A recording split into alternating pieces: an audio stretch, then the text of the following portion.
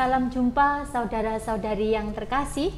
Kembali kami hadir dalam talk show menyambut hari ulang tahun yang ke-100 Gereja Katedral Hati Kudus Yesus. Pada kesempatan kali ini kami mengundang salah satu narasumber yang mungkin beberapa dari kita banyak yang tidak mengetahuinya. Beliau adalah salah satu koster yang bertugas di Gereja Katedral Hati Kudus Yesus Surabaya. Koster memiliki peran yang penting dalam perayaan Ekaristi. Berkat pengabdiannya, umat Allah dapat beribadah dengan baik.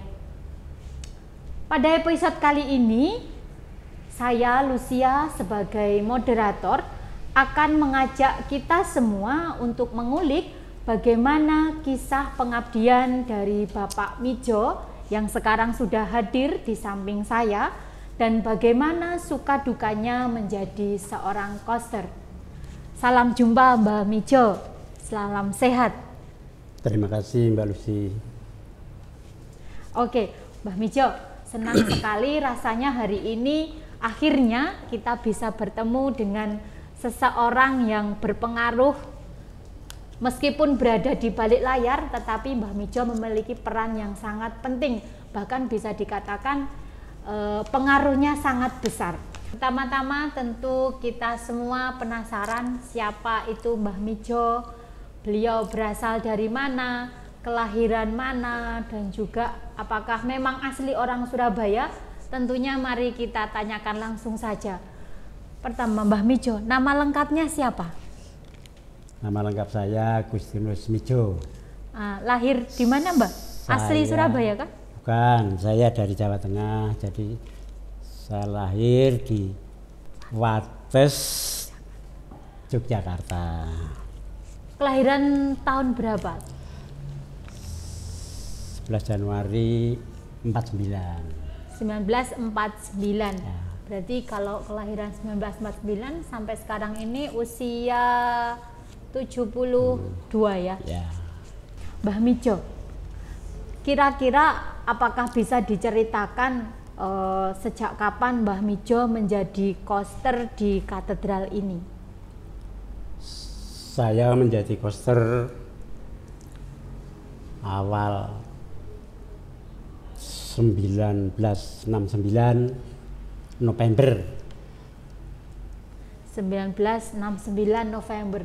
Wah, berarti ini benar ya, tadi saya menyebut sebagai mbah, ini sebagai usia seperti kakek saya. Jadi saya biasanya kalau menyebut berarti mbah begitu ya.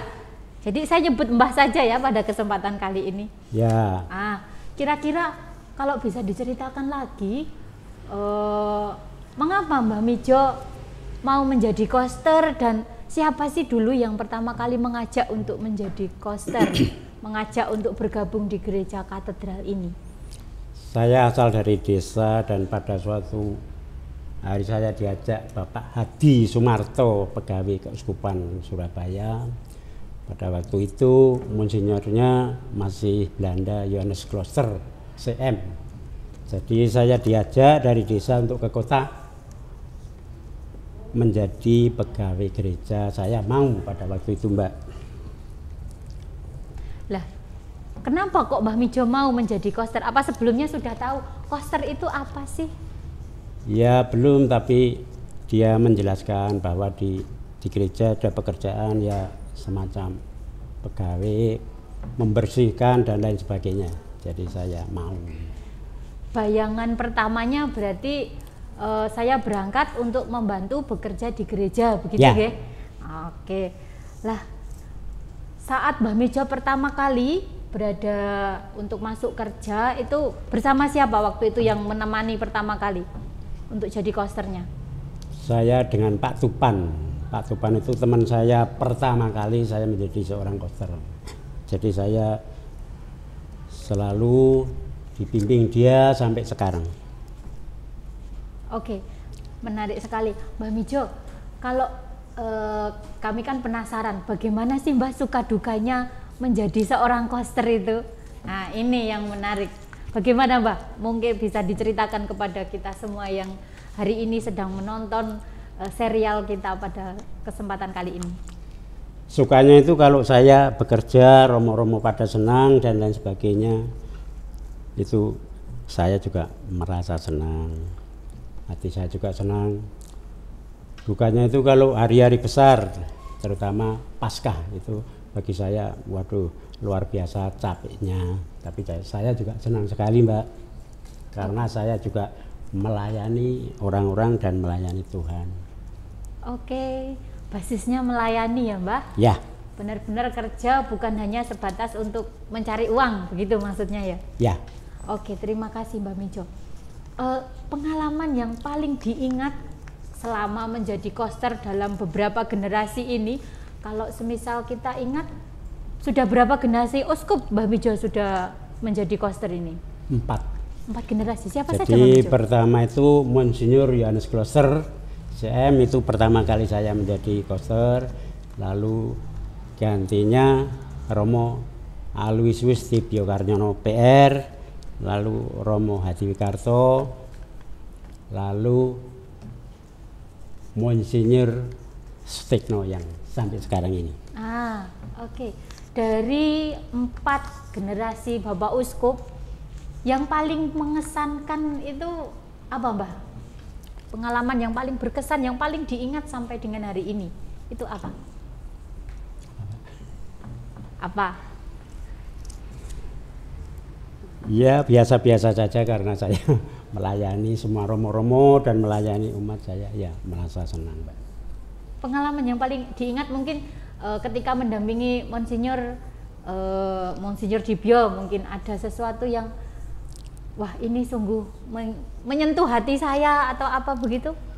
Ya, kalau Monsinyur Dibio itu yaitu orang Jawa dan dia halus sekali. Jadi seandainya usana kotor, dia hanya bahasa isyarat. Ini bersih. Nah, itu kadang-kadang saya itu juga, yang masih diingat sampai hari ini, dan itu juga juga menjadi bekal ya, Mbah, maksudnya supaya memang benar-benar memperhatikan, karena di gereja ini didatangi oleh banyak orang, jadi harapannya Monsinyur mungkin supaya diperhatikan betul-betul supaya orang ketika beribadah menjadi lebih nyaman dan juga dapat beribadah dengan baik kalau tempatnya juga disiapkan dengan baik, begitu mungkin, Mbak ya? Ya, seperti itu. Kalau ini dari perjalanan Mbak Mijo mulai dari tahun 1969 ya, Mbak Mijo, tentu banyak perubahan yang terjadi di gereja Katedral Hati Kudus Yesus ini. Perubahan-perubahannya apa saja, Mbah, yang dirasakan, yang Mbah tahu dan yang Mbah ikuti selama dari tahun 1969 sampai hari ini? Berapa tahun, Mbah, dulu sebentar? Berapa tahun ini berarti sekarang sampai hari ini? Ya 50-an, 50, Mbak. 54. Iya. 54 tahun ini sudah pesta emas. Lah, itu tuh perubahan-perubahan apa yang dirasakan dan perubahan-perubahan apa yang terjadi di gereja Katedral Hati Kudus Yesus ini? Ya, terutama jam-jam misa dulu tidak seperti ini, hanya jarak 1/4 jam. Lalu asisten imam itu dulu juga tidak ada, akhir-akhir ini ada. Sekarang ada, hampir semua romo-romo itu dibantu asisten imam, ya mengenai orang sakit, mengenai membantu menerimakan sakramen Ekaristi Suci untuk mendatangi orang sakit. Itu sekarang kan cukup dengan asisten imam. Kalau dulu romo-romo yang datang menemui umat, romo-romo banyak berkunjung dengan umat, jadi itu yang dirasakan. Atau kalau boleh saya katakan, berarti sekarang tentang perjumpaan itu ya yang berbeda ya, perjumpaan romo dengan umat, begitu ya. Kalau sekarang mungkin agak sibuk romo, tapi kan banyak asisten imam yang membantu. Lebih enaknya kan karena itu ya, ada yang membantu.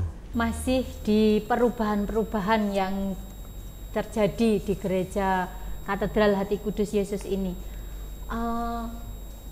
sepengetahuan saya ada perbedaan-perbedaan yang terjadi di masa-masa terdahulu dan yang sekarang ini beda, Mbak, untuk perayaan Ekaristi atau misa. Itu bedanya di mana sih, Mbak?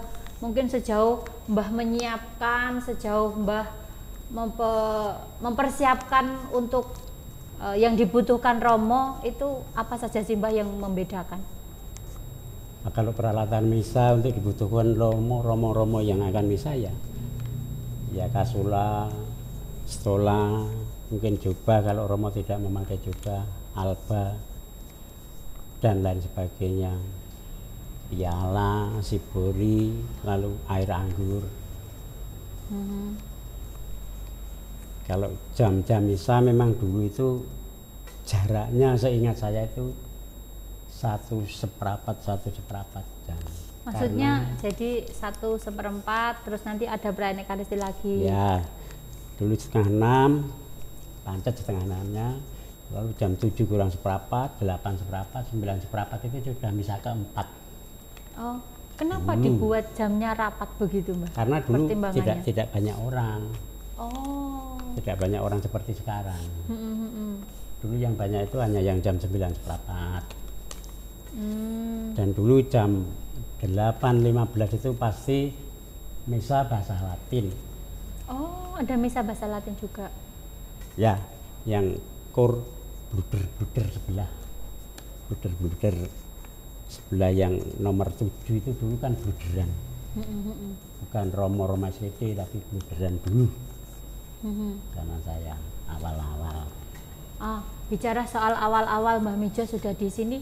Waktu Mbah Mijo awal-awal di sini, itu umatnya itu sudah ada banyak umat orang Indonesia atau masih banyak orang-orang Belanda, orang Jepang, orang luar negeri lah?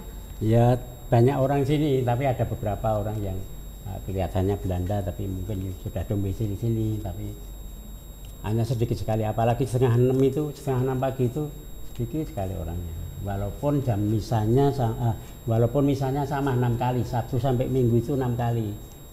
Sampai sekarang, tapi jamnya yang beda karena dulu orangnya hanya sedikit-sedikit. Oh begitu. Iya.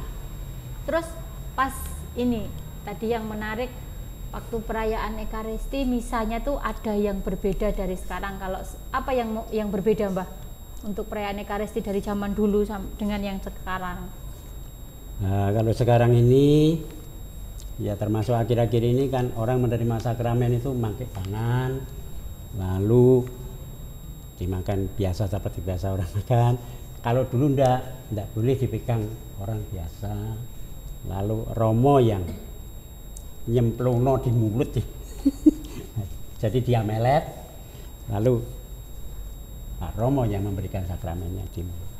Oh, terus berarti ini saya sempat melihat beberapa foto dokumenter itu waktu menerima komuni itu ada meja panjang, itu untuk pembatas atau untuk apa Mbak? Bukan pembatas, memang dulu dari depan, bangku depan itu, tapi termasuk altarnya yang paling depan itu ada meja panjang, lalu ada taplak putihnya, lalu orang menerima itu tangannya masuk di dalam taplak itu, lalu orangnya melet, lalu romo yang memberi sakramen. Bukan diterima. Jadi tangannya ini dialasi dengan kain begitu ya, tidak langsung kena di tangan begitu ya? Ya, dulunya seperti itu. Iya. Oke. Sekarang terkait kita sudah bahas tentang perubahan, saya pengen tahu Mbah Mijo ini kesehariannya menjadi koster, itu tugasnya apa saja sih Mbak menjadi seorang koster itu? Terutama menyiapkan peralatan misa dan menyiapkan misa yang harian juga yang minggu. Di samping itu juga membersihkan sekitar altar, membersihkan peralatan misa, juga sekali waktu mencucikan semua pakaian, kasula dan lain sebagainya itu Mbak. Lah dulu waktu pertama kali ini kan belum ada bayangan koster itu seperti apa, taunya saya membantu untuk membersihkan di gereja, kan taunya seperti itu. Terus berjalan ke sini semakin berjalan kan ternyata tugasnya untuk menyiapkan misa juga, menyiapkan bacaan-bacaan misa. Lah itu apakah ada kesulitan Mbah Mijo ketika pertama kali harus menyiapkan untuk misa itu? Pengalamannya seperti apa? Pengalaman pertama menyiapkan? Nah ya saya belum bisa apa-apa pada waktu itu, ya teman saya yang namanya Pak Tupan itu yang membimbing saya, lalu ini itu dan lain terus saya semakin lama juga semakin bisa Mbak. Semakin lama semakin bisa. Tentunya tetap ada semangat belajar ya Mbak ya. Ya. Dari usia berapa Mbak Mijo dulu jadi koster? Ya kur-kuran.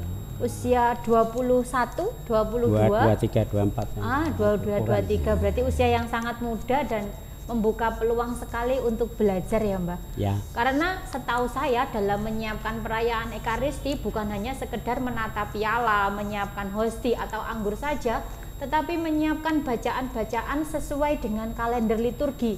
Nah, itu jika seseorang tidak ada pengalaman dan juga tidak ada gambaran sedikit pun tentang liturgi, tentu akan kebingungan lah.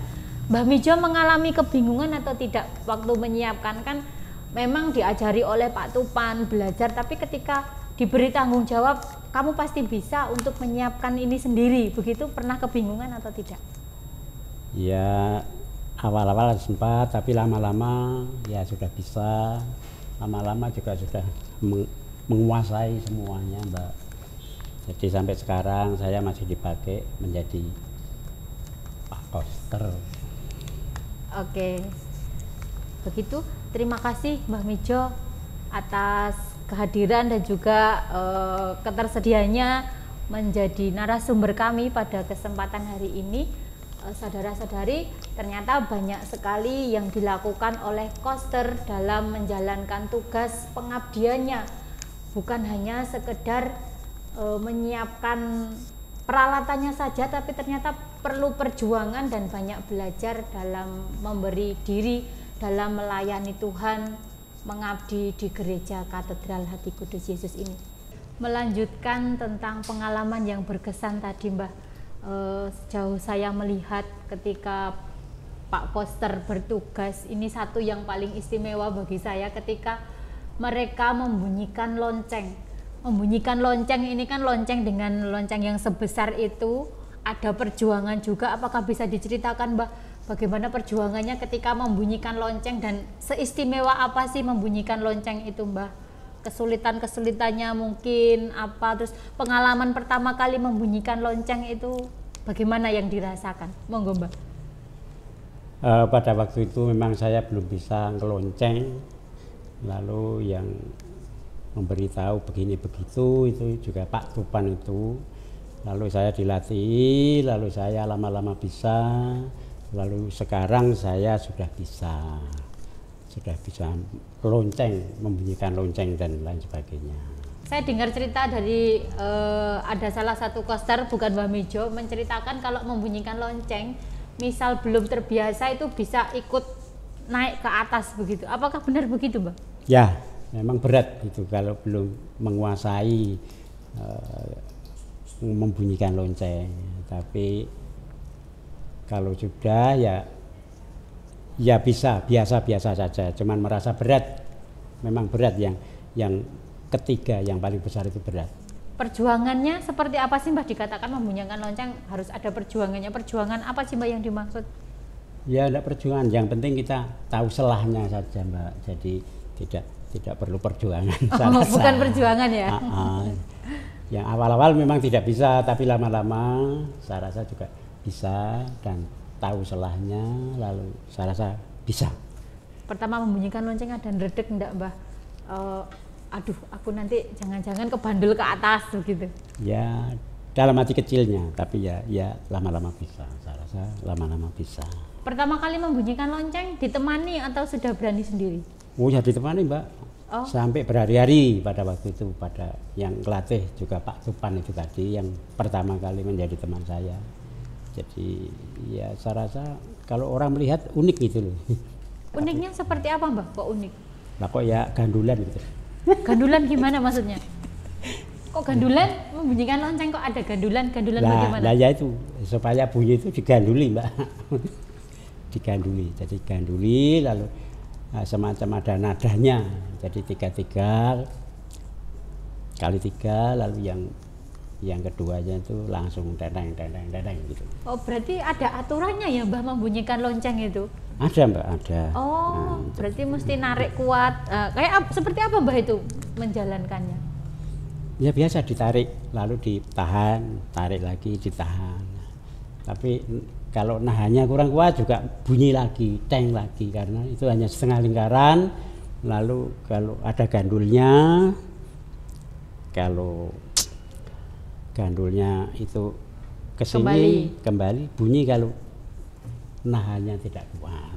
Hanya itu saja. Mungkin yang dikatakan perjuangan itu menahan ya, supaya itu tidak kembali itu ya. Bunyi lagi itu. Bahkan sempat satu kali saya melihat itu posisinya Bapak Koster menarik lonceng ini sampai apa ya? Sampai seperti tiarap begitu. Ya, Mbak? ya. Benar nggih? Ya. Itu terutama kalau memberhentikan. Di usia yang sekarang ini Mbak Mijo masih membunyikan lonceng? Siap. Oh, masih membunyikan lonceng juga. Saya pikir gantian, saya sudah sepuh karena harus bandul-bandul. Jadi saya mesti, saya gantian saja yang lebih muda yang membunyikan begitu? Enggak. Itu saya rasa juga sedikit banyak untuk membantu kesehatan. Oh, kenapa kok membantu kesehatan? Kenapa Mbak Mijo merasa begitu? Dalam hati saya begitu. Kelihatannya. Karena sambil olahraga ya Mbak? Oke, ada gerakan-gerakan yang seperti orang berolahraga ya. Betul. Mbak Mijo, karena ini dalam rangka menyambut 100 tahun, ada baiknya kita memberi ucapan selamat untuk Gereja Katedral Hati Kudus Yesus yang pada tahun ini merayakan hari jadinya yang ke-100. Maka baiknya kalau kita mengucapkan bersama-sama ya Mbak untuk ucapan selamat ulang tahun. Mari kita ucapkan bersama untuk Gereja Hati Kudus Yesus Katedral Surabaya. Selamat ulang tahun ke-100 Gereja Katedral Hati Kudus Yesus Surabaya. Semoga semakin banyak orang mengenal dan mencintai Yesus. Selamat ulang tahun, selamat hari jadi Gereja Katedral.